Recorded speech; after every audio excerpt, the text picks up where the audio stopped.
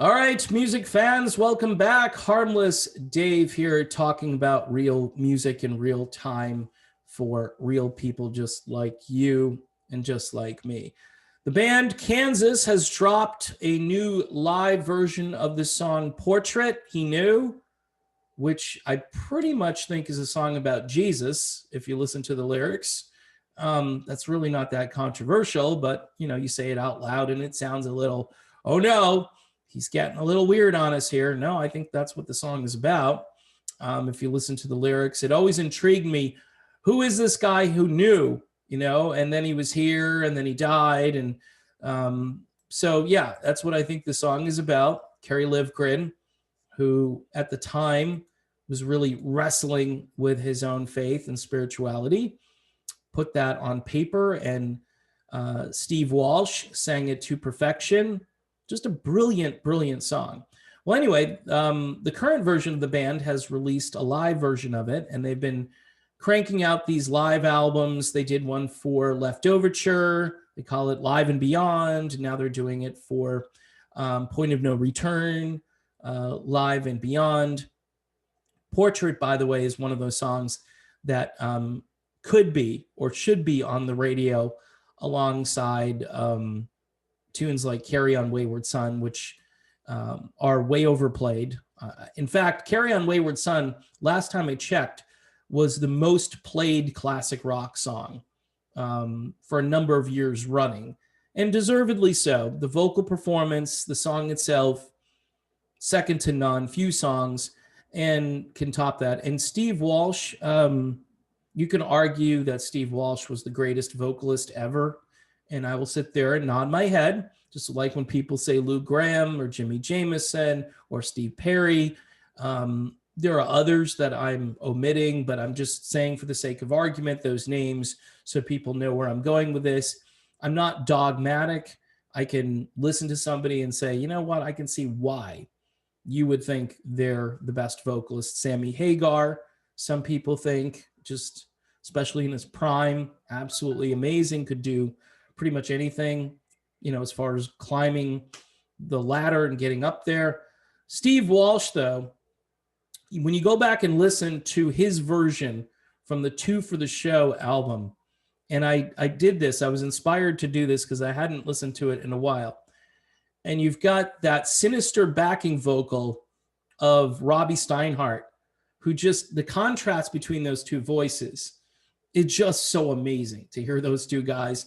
And you forget the blend that they had, and that Robbie was really a great performer back in the day as well.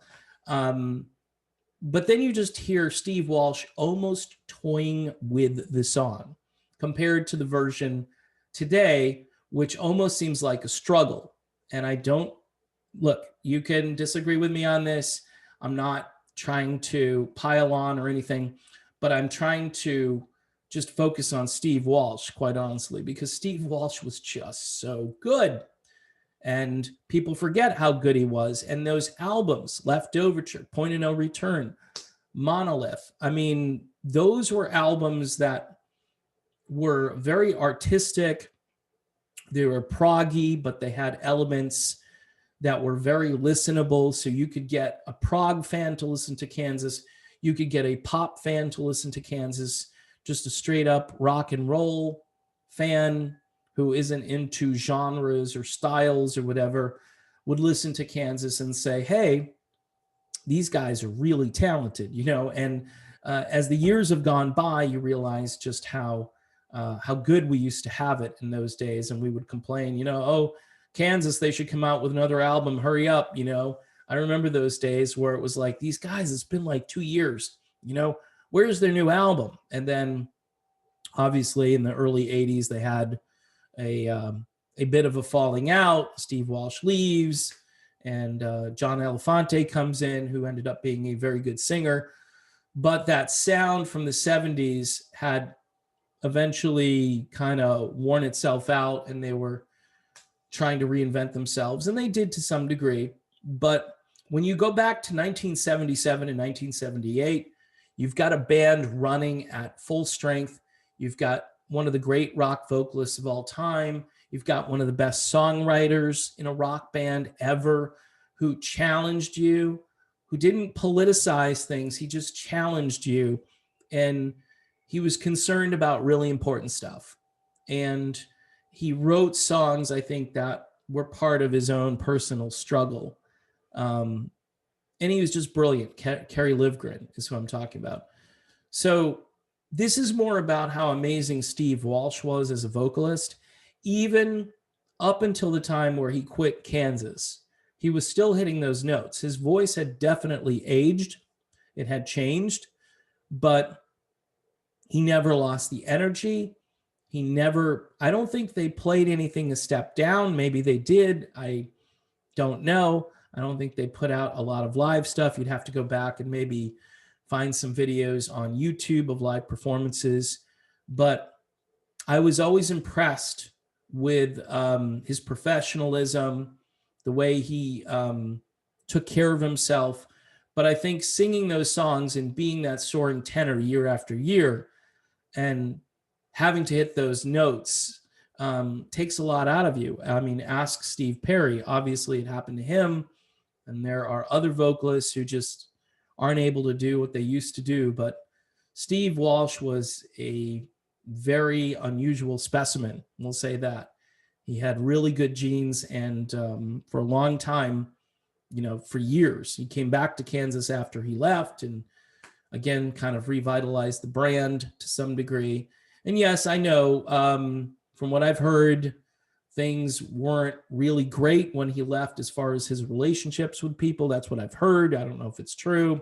I don't know if it's the other guys in the band. They did make a statement about how they wanted to have a new vocalist who they could kind of hang out with and enjoy life with and so forth. And I can see that point, but when you've got vocals this important, you want to also make sure you've got a vocalist who doesn't make you miss Steve Walsh. And I'll just be honest, I miss Steve Walsh.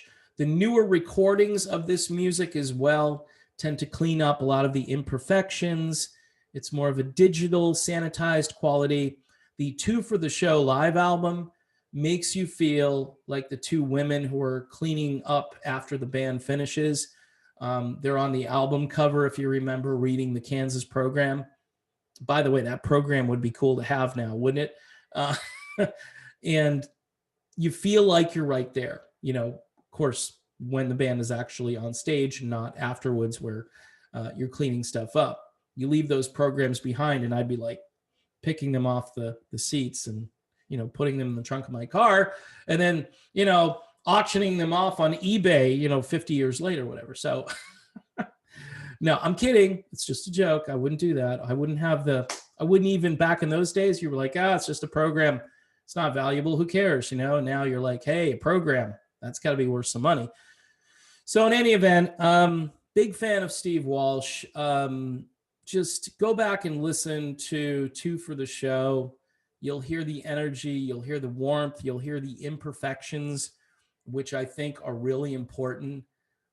Because they add character. It's like old wood, you know, it's like the wood has character. That's the way older live albums sound to me these days, when the newer albums sound all sanitized and digitized, almost like, hey, we're going to make a live album, but we're going to make it sound like a studio album and people will be really excited about that. Nah, no thanks. I mean, I'll go old school or real school. That's where I'll go. So again, that's my opinion. You may disagree. I'm not trying to pile on.